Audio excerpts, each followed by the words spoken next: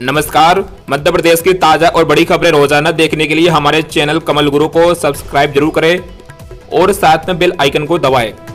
आप मध्य प्रदेश के किस जिले से इस न्यूज को देख रहे हैं कमेंट बॉक्स में लिखकर जरूर बताएं। आइए देखते हैं मध्य प्रदेश से आज दोपहर की बड़ी खबरें।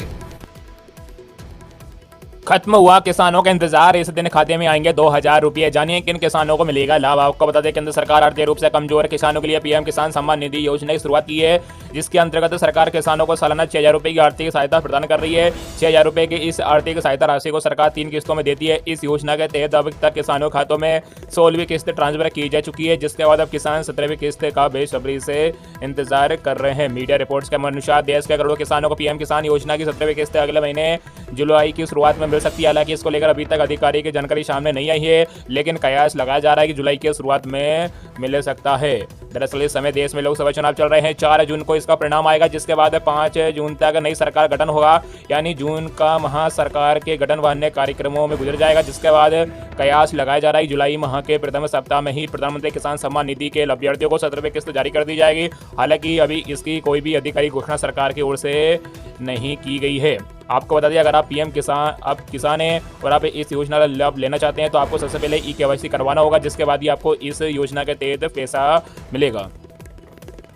फलोदी सट्टा बाजार का दावा, 4 जून को पलटेगी बाजी। छत्तीसगढ़ MP यूपी में बड़ा खेल। आपको बता दें छत्तीसगढ़ समेत पूरे देश के चुनावी नतीजे 4 जून को आएंगे, लेकिन उससे पहले देश का सबसे बड़ा सट्टा बाजार घर में है। हम बात कर रहे हैं फलोदी सट्टा बाजार की, जिसने पहले भी कई भविष्यवाणी की है। फलोदी सट्टा बाजार की भविष्यवाणी चुनावी नतीजों को लेकर सटीक मानी जाती है। ऐसा पहली बार नहीं है कि फलोदी ने कोई अनुमान लगाया हो और वो गलत हो जाए। चुनाव को लेकर फलोदी ने कई बार अपने आंकड़े जारी किए जो नतीजों के बाद बिल्कुल सटीक बैठे। छत्तीसगढ़ में कौन मारेगा बाजी।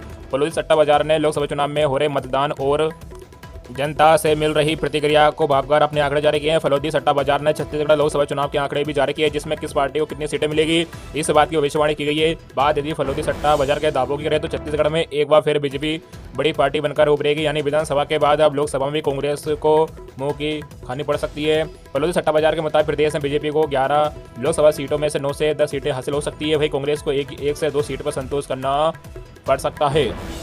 किसको कितनी मिलेगी सीटें। फलोदी सट्टा बाजार ने बीजेपी को देश में 306 से 310 और एनडीए को 346 से 350 सीटें मिलने की संभावना जताई है। इससे पहले हुए 5 चरणों के मतदान में फलोदी सट्टा बाजार ने 297 से 300 सीटें मिलने की भविष्यवाणी की थी। वही लोकसभा चुनाव 2024 घोषणा से पहले सट्टा बाजार का अनुमान था कि बीजेपी 333 से 340 सीटें जीतेगी। फलोदी सट्टा बाजार का अनुमान कितना सही होगा ये कहना मुश्किल है, क्योंकि असली नतीजे तो 4 जून को ही आएंगे। आपको बता दें कि फलोदी सट्टा बाजार की भविष्यवाणी कई बार गलत भी साबित हुई है।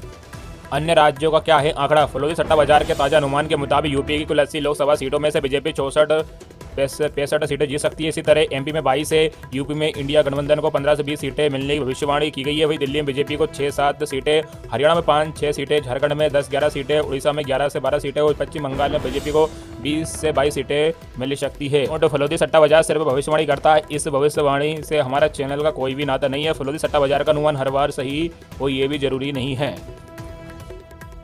8 लोगों की हत्या कर युवक ने फांसी लगाई। छिंदवाड़ा में पत्नी फिर मां, बहन, भाई, भाभी, भतीजा, भतीजियों को कुल्हाड़ी से काटा। 21 मई को हुई थी शादी। आपको बता दें छिंदवाड़ा में एक युवक ने परिवार के 8 लोगों की हत्या कर फांसी लगा ली। आरोपी ने सबसे पहले अपनी पत्नी को कुल्हाड़ी से काटा, फिर मां, बहन, भाई, भाभी और 2 भतीजे को मार डाला। ताऊ के घर जाकर 10 साल बच्चे पर भी हमला किया, लेकिन वे जान बचाकर भाग गया। इसके बाद लोगों ने पुलिस को सूचना दी।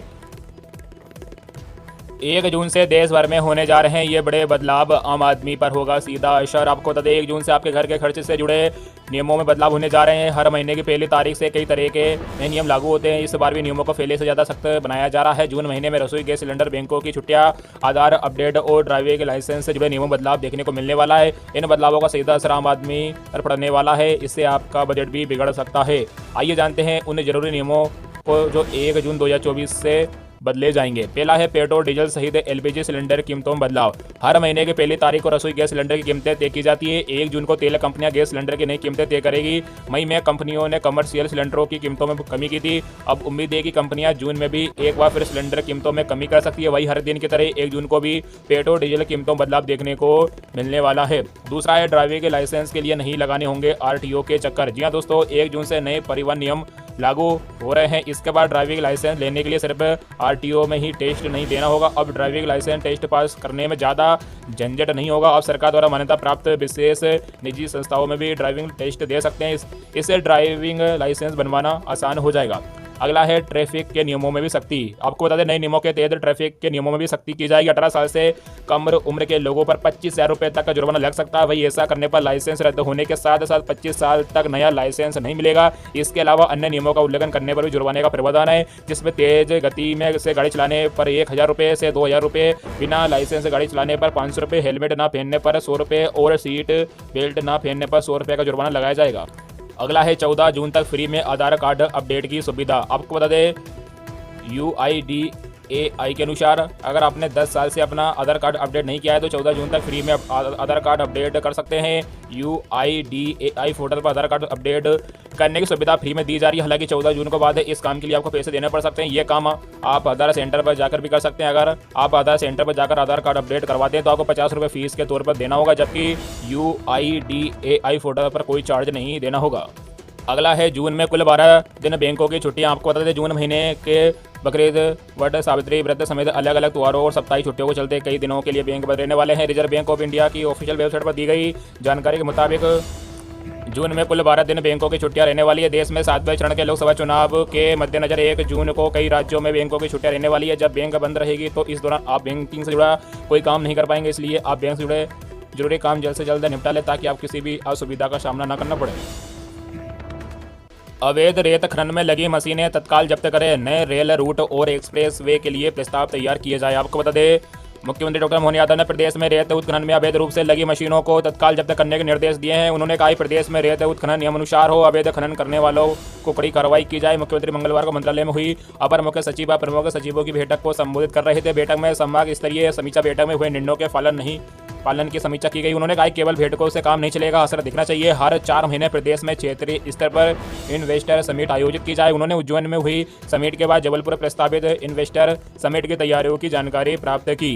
मुख्यमंत्री ने कहा कि संभागीय बैठकों के परिणाम स्वरूप हुए विकास कार्यों और अन्य जन कल्याणकारी गतिविधियों पर केंद्रीय संभाग स्तरीय बुकलेट प्रकाशित कराई जाए। बैठक में इंदौर, ग्वालियर, जबलपुर, नर्मदापुरम, रीवा और उज्जैन संभाग की बैठक में लिए गए निर्णय के क्रियान्वयन पर चर्चा हुई।